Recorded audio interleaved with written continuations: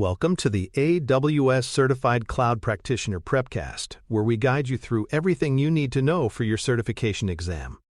Whether you're just starting or looking to refine your knowledge, this course will set you up for success. Brought to you by baremetalcyber.com. Let's get started. One of the most important principles in AWS security is to avoid long-lived credentials. Passwords and access keys that never expire are high-risk targets. If stolen, they can be abused indefinitely. Temporary, scoped credentials are much safer. They exist only for a short period, are automatically rotated, and are tied to a role with limited permissions. This drastically reduces the blast radius of any compromise. For the AWS Certified Cloud Practitioner exam, remember that temporary credentials and federation are preferred over permanent keys because they align with least privilege and modern security practices. AWS Security Token Service, or STS, is the service that powers temporary credentials. When a user or workload assumes a role, STS issues short-lived credentials consisting of an access key, secret key, and session token. These credentials usually last for minutes or hours and then expire. Applications and users use them just like permanent credentials, but their short lifespan makes them far less risky.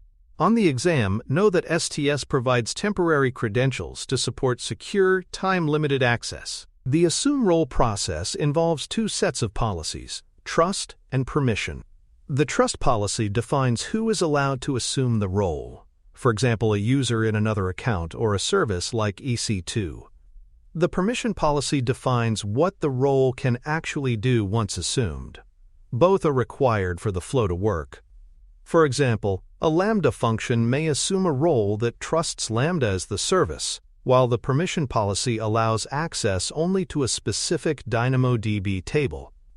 On the exam, remember that trust controls who can assume the role, and permissions control what they can do. Session duration is another important detail. Temporary credentials are valid only for a defined time, often ranging from 15 minutes to 12 hours. Short sessions reduce risk because if credentials are compromised, they quickly become useless. Session renewal is done by reissuing credentials, usually after reauthentication. For exam purposes, know that session duration limits exposure and is configurable. Session policies can further scope down access. Even if a role's full permissions are broad, an administrator can apply a session policy that narrows what the role can do during a specific session. For example, a contractor might assume a role with administrative permissions, but a session policy allows only read-only access during their temporary job. This adds flexibility and helps enforce least privilege dynamically. Roles are used differently for workloads and for human users. Workloads, such as EC2 instances or Lambda functions, assume roles to access AWS resources without storing permanent keys.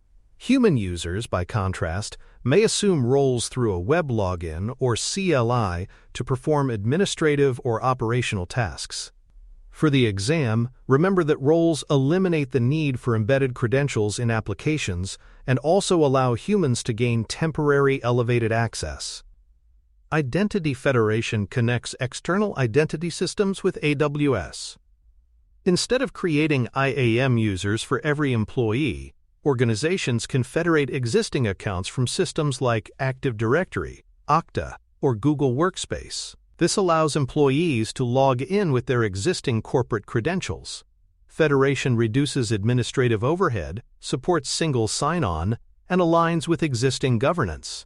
On the exam, remember that federation means relying on external identity providers for authentication, while AWS handles authorization.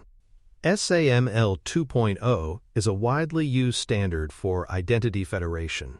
With SAML, a user authenticates to an identity provider like Active Directory Federation Services and then receives a token that allows them to assume roles in AWS. This is common in large enterprises with existing identity infrastructure. On the exam, know that SAML is a federation method that integrates corporate directories with AWS. OpenID Connect, or OIDC, is another federation standard. OIDC builds on OAuth and is often used with modern applications and cloud-native identity providers. For example, a mobile application could use OIDC to authenticate users through Google or another OIDC provider, then allow them to assume roles in AWS. On the exam, remember that OIDC is a lightweight federation protocol suitable for web and mobile applications. For mobile and web developers, AWS Cognito provides identity federation in a simple package.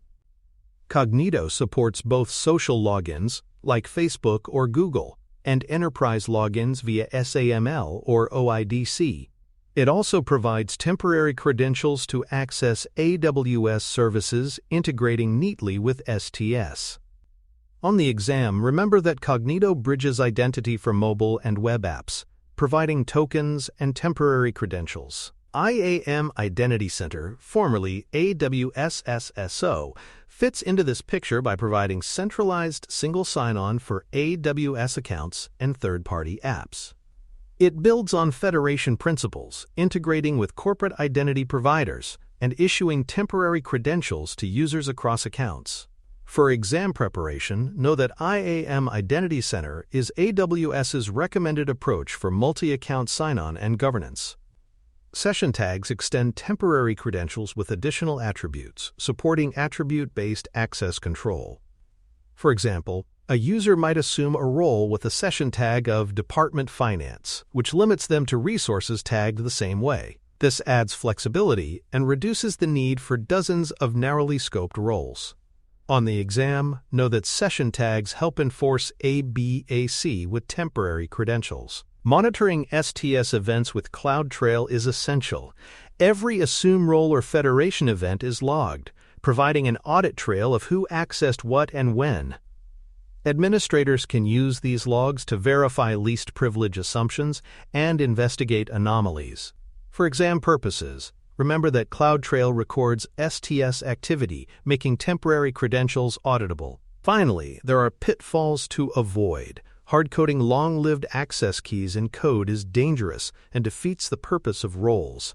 Time drift on servers can cause temporary credential failures since tokens are time-sensitive. Overbroad roles also create risk, as temporary credentials are only as safe as the permissions they grant.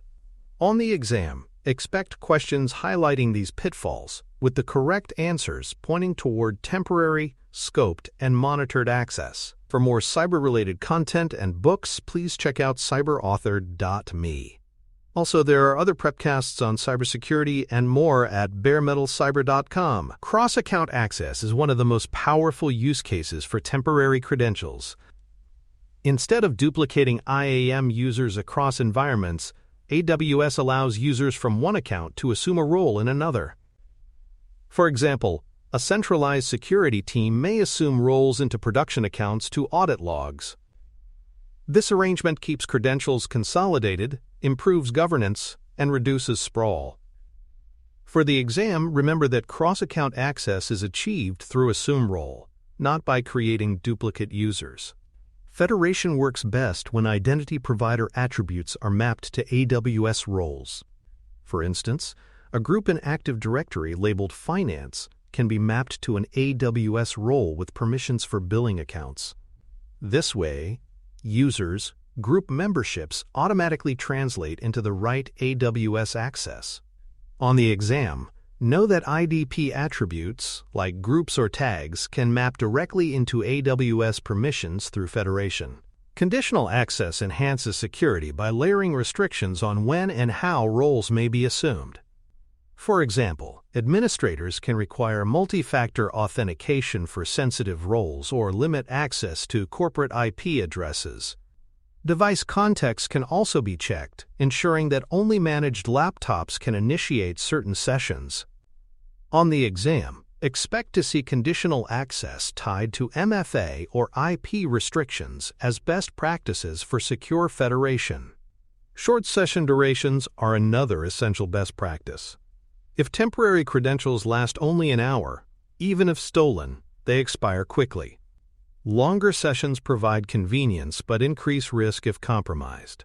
For example, a developer role might grant 4-hour access.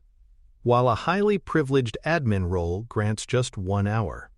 On the exam, remember that short-lived sessions reduce the blast radius of credential theft. Centralized single sign-on across many accounts is supported by IAM Identity Center. With Identity Center, users log in once and gain access to multiple AWS accounts without needing individual IAM users. This aligns with federation by reducing reliance on static accounts and centralizing governance. For the exam, know that centralized SSO simplifies multi-account AWS access. Automating provisioning and deprovisioning with SCIM helps manage the lifecycle of users. When someone joins, they automatically get placed in the correct groups and assigned roles. When they leave, their AWS access disappears immediately. This prevents orphaned accounts from lingering, which is one of the biggest risks in cloud environments. For the exam, remember that SCIM is used to automate lifecycle events tied to identity providers. Least privilege must still guide temporary and federated access. Roles should be scoped narrowly, granting only the actions and resources needed. For example, a developer role may allow access only to staging environments, while production access requires explicit approval. On the exam, expect questions where the correct answer emphasizes least privilege role design, even with temporary credentials. Session revocation strategies are also important. While temporary sessions expire naturally, sometimes it's necessary to cut access early. Administrators can shorten session time to live values or change policies so that existing sessions lose permissions. For example, if a role is misconfigured, updating the policy removes permissions, even from active sessions. On the exam, remember that session revocation is achieved by shortening TTLs or adjusting policies. Auditing federated access is critical for visibility. CloudTrail logs show when a SUM role was used, by whom, and for what actions. Organizations should review these logs regularly to confirm compliance and detect anomalies. For example, if an external contractor assumes a role outside of business hours, that may require investigation. On the exam, remember that CloudTrail is the auditing tool for temporary and federated sessions. Private access can also be enforced through VPC endpoints.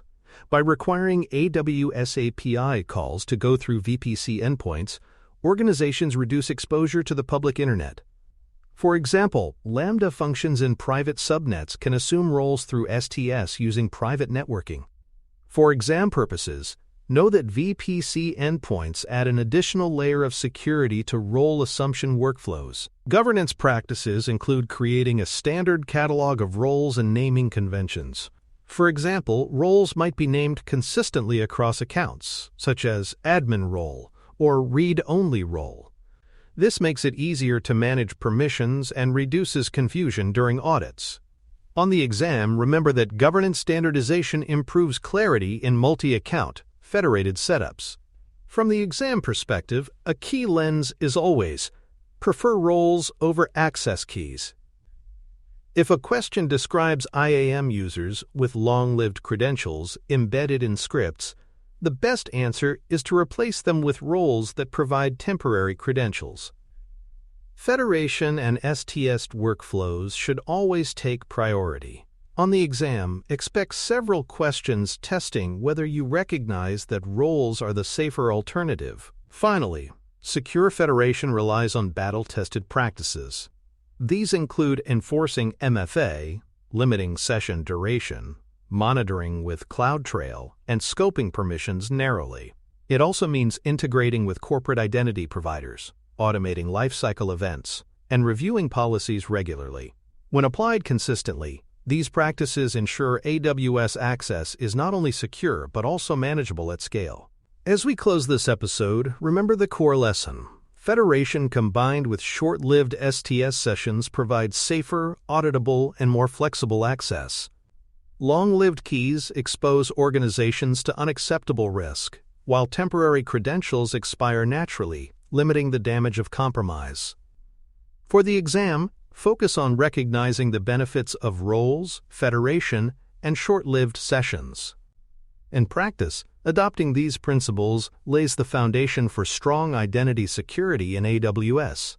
That concludes today's episode of the AWS Certified Cloud Practitioner Prepcast. Be sure to tune in for the next episode and visit us online at baremetalcyber.com or cyberauthor.me for more resources, including news, mailing lists, YouTube videos, podcasts, and much more.